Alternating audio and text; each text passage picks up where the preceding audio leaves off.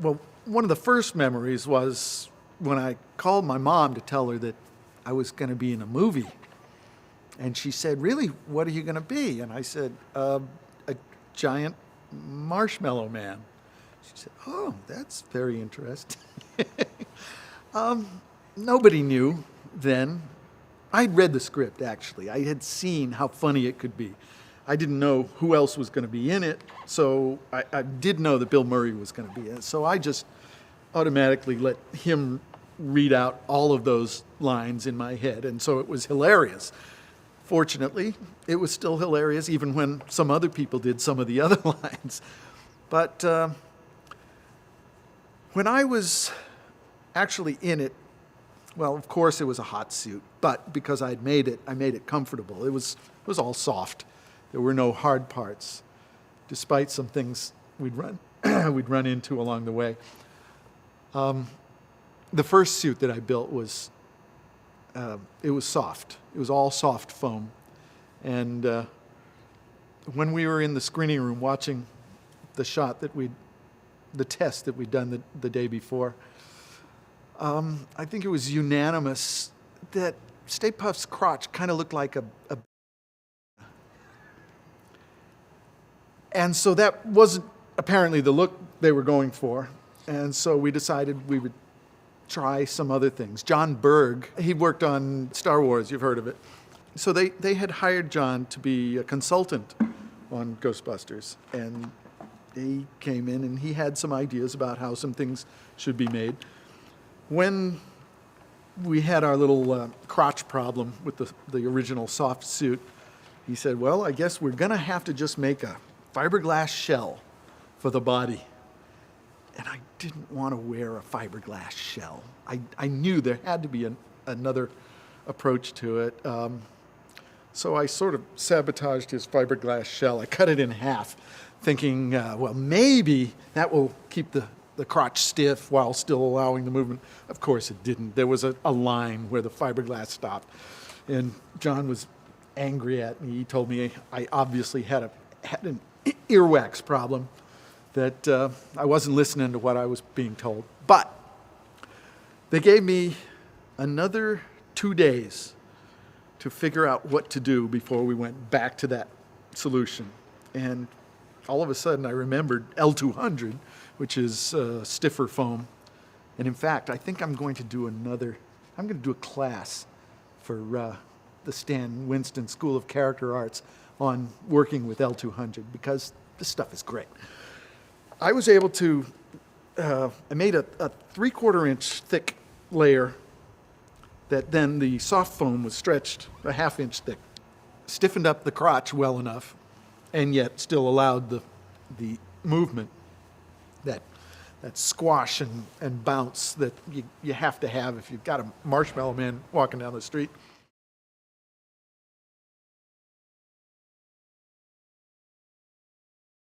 Okay, actually, I didn't think that film was something that ordinary people could do. I saw a show by Jim Henson and Frank Oz called Muppets on Puppets, where they showed how to make a Muppet. And I was way into the Muppets, just because why wouldn't you be? And we happened to have some foam and some glue, and that was how they showed us how to make a puppet. And so I made one, and my mom's best friend said, "Oh, you make puppets. Can you put on a show for us next week?" And I had my midterms then, but I thought, this is more important. So later on, after I'd done my puppet show and hadn't done that well on my midterms, and my dad said, "Oh, great, so you can be a puppeteer all your life." Sounded good. Why not? So that's how it really started.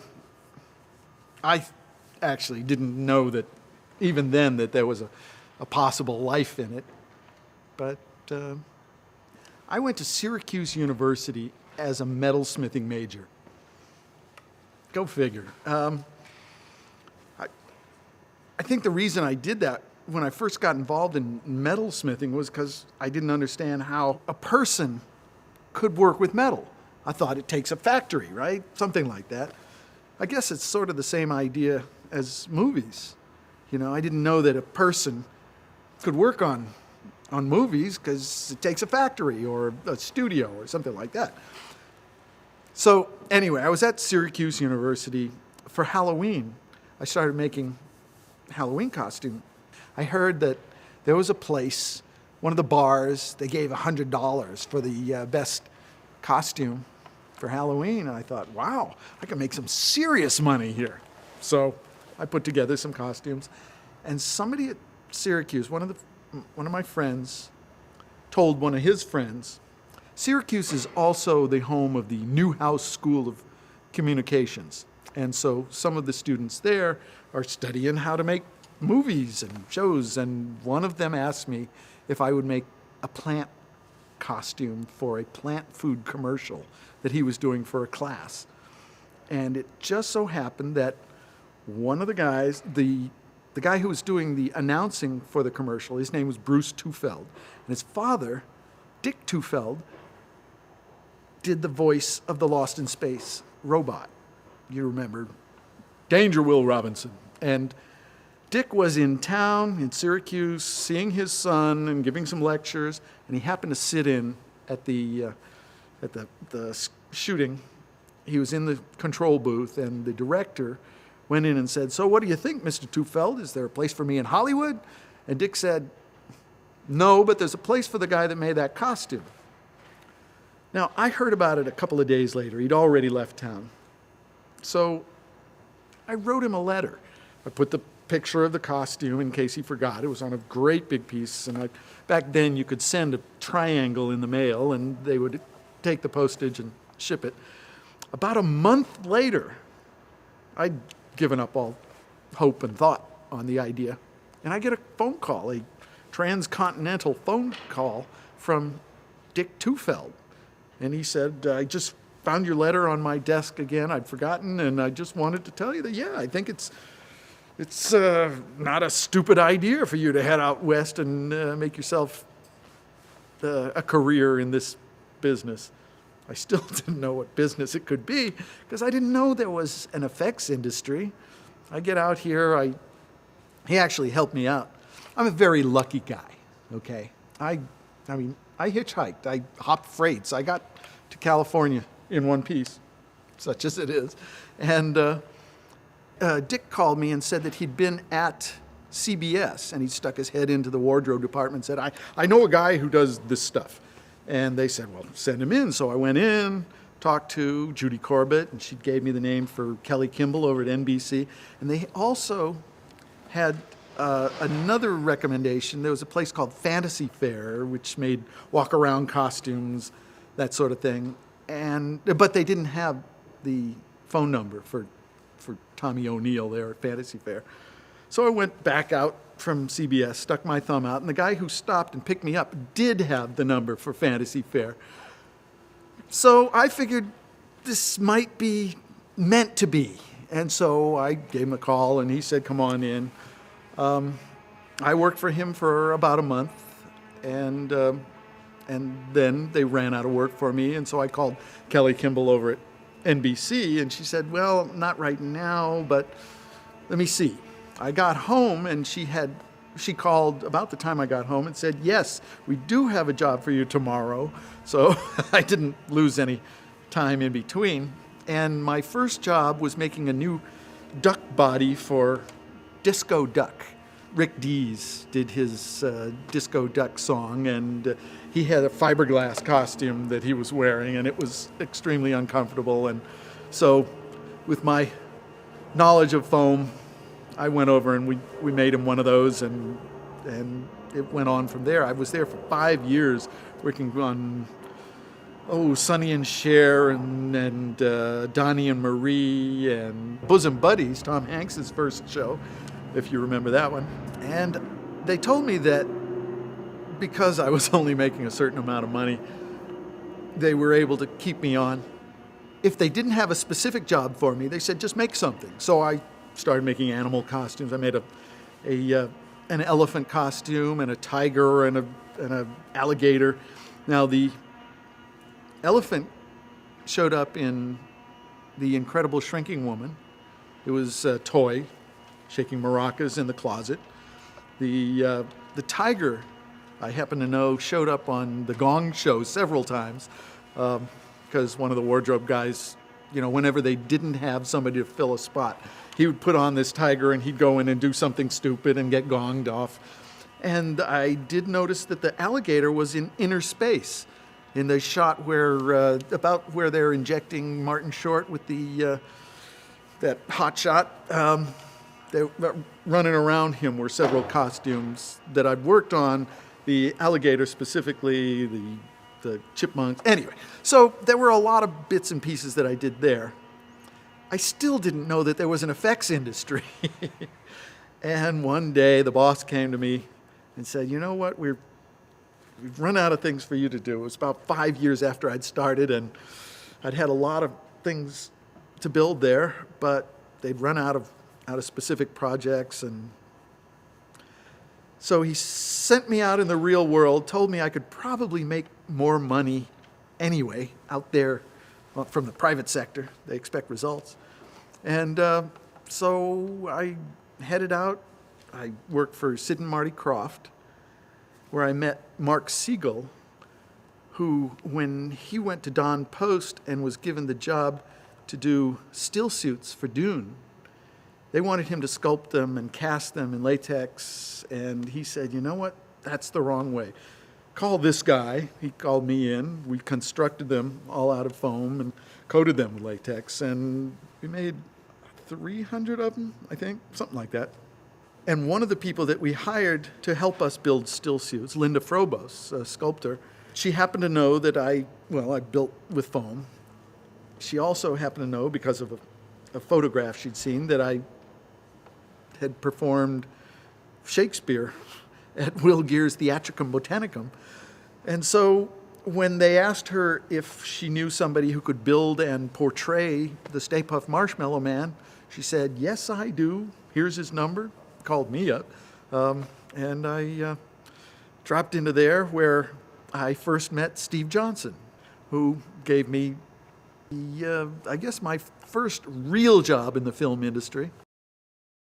Actually, working with Steve was interesting on Ghostbusters because he had a sort of a set idea as to how to do things. It was the Rick Baker idea. He was talking about it. You sculpt something, you cast it, you mold it and you cast it in foam latex, then you paint it.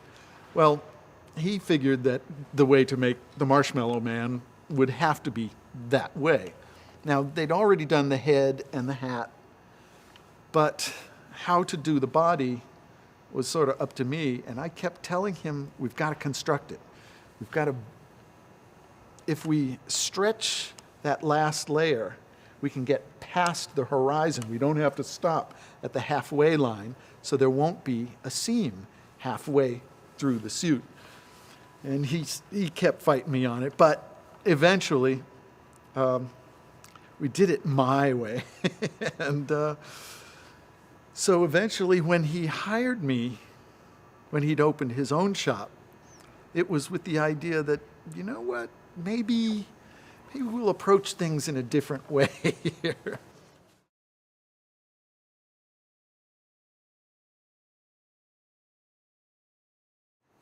I don't always use this. Sometimes I know where I'm going with something, but I find that I can be more innovative if I just pretend I don't know anything. If I just let it all go blank and then study the assignment, whatever it might be, and approach it from a newcomer's point of view. Now, okay, granted, I'm not really a newcomer. I have enough bits and pieces of information that will join up in my beginner's mind and help me out. But if I approach it as if I don't know anything, then I end up connecting things that might not ordinarily be connected. In the instance of the plastic bags, it was, this stuff is made for putting trash in, and everybody's used them, but it's also a thin membrane that can be filled with air and fluid and whatever. There have been others when we were doing the Duracell, the clothing for them. Sometimes it's just the right moment when the director is looking at it saying, I don't know, I don't see it. I think we're going to have to go with that method. And you suddenly realize, oh my God, I better hurry up or I'm going to lose a job. A little bit of spray glue, a little piece of foam on the inside, and suddenly the wrinkles start showing up. And he says, oh, maybe I didn't see the whole thing. I'll give you some more time to work on this, that sort of thing. Or on Jurassic Park III, John Rosengrant said, okay, we've got a puzzle that's been challenging all of us and we haven't come up with the answer yet. How are we going to make the wings for these pteranodons? And they already had in storage these wings from, I forget what show it was, but they were massive molds that they'd made for casting wafer-thin wings. And I had a feeling it wasn't it, so I started throwing some ideas down. If we stretch this spandex and dot some latex on it, I knew that we could get some texture on there. But then to take it the next step and silkscreen foam latex onto this stretched spandex ended up being the approach we used. Because it was foam latex, you could texturize it after it had been silkscreened and before it was baked. So it would have not only the separation on the screen, but also the texture on the surface. The other project that they approached me with on that one was the spine for the Spinosaur, because they had a mechanism with rebar in it. The rebar was connected through their hydraulic systems to move along with the movement of the body, but they wanted the spine to do the same, and they wanted the membrane to move. And if we had cast them solid, it would have torn apart as the thing moved. And so the idea of keeping it hollow, so making foam cones to go over the rebar, and then into the mold, laying in first a layer of foam latex, then a layer of spandex, and then buttering those cones with the foam latex, and then slapping the mold shut around it. It was interesting that the day after, actually maybe the same day that we had slapped that mold shut and put it in the oven, and one of the wings was standing there, and I was texturizing it, and Stan Winston walked up behind me, and he kind of looked around, he whispered, I won't say this in front of anybody else, but I consider you one of the great finds that we have at the shop here today. You're taking us places we've never been before, but don't expect me to say it out loud. Okay, at least I got it. It was nice to hear.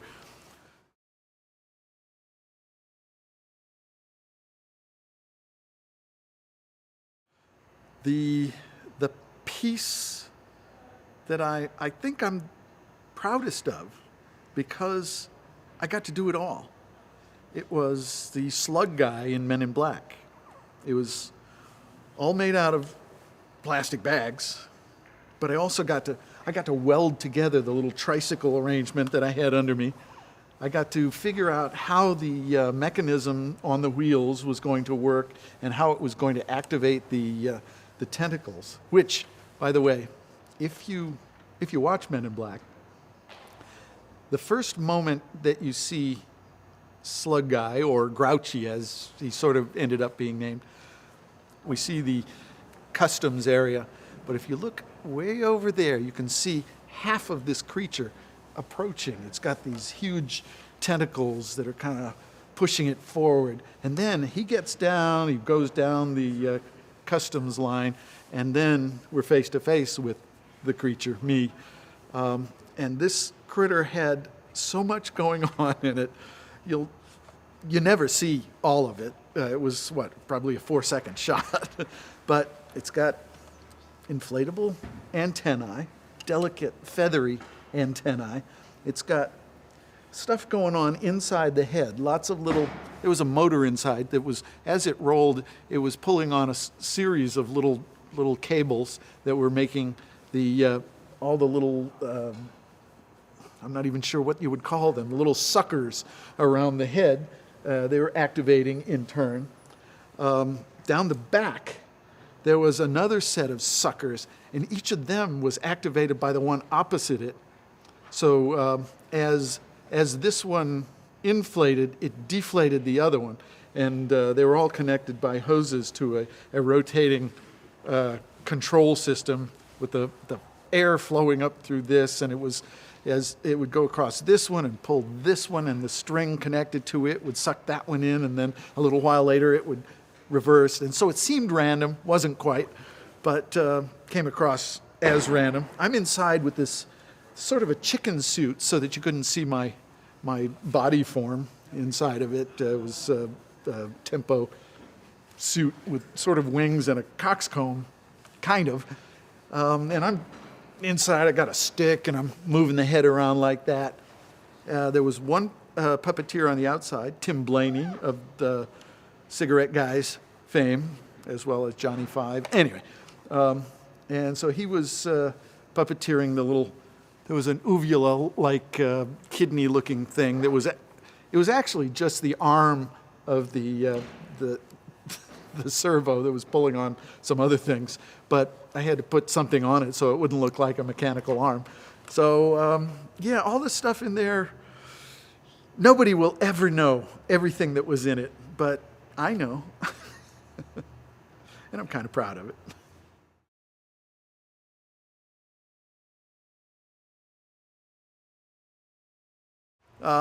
You know, I'm never sure. I've always been a little bit scared. When Steve Johnson, Randy Cook, and Stuart Ziff said, yes, you're the guy, and then I see these amazing artists that keep giving me back props. It's like, wow, I didn't know that I was special. People who deserve praise usually don't think they do, whereas people who don't think they do. Something like that. I'm sure I said it wrong. But if you're a little embarrassed about the possibility that you might be something special, that might be the reason to do it.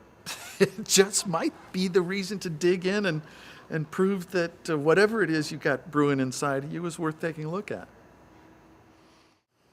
I think if you think you're a creative person, there's no reason not to try to prove it. Dig in, try to make your dreams come true. Because if you don't, you certainly won't. And if you do, you just might. So keep your dreams exciting. Keep them interesting. Try to make them different. Try to make sure that your dreams aren't the same as everybody else's dreams. If you're dreaming what somebody else already dreamed, why bother? Dream something special for yourself. And don't give up. Unless you suck, in which case you might as well bail.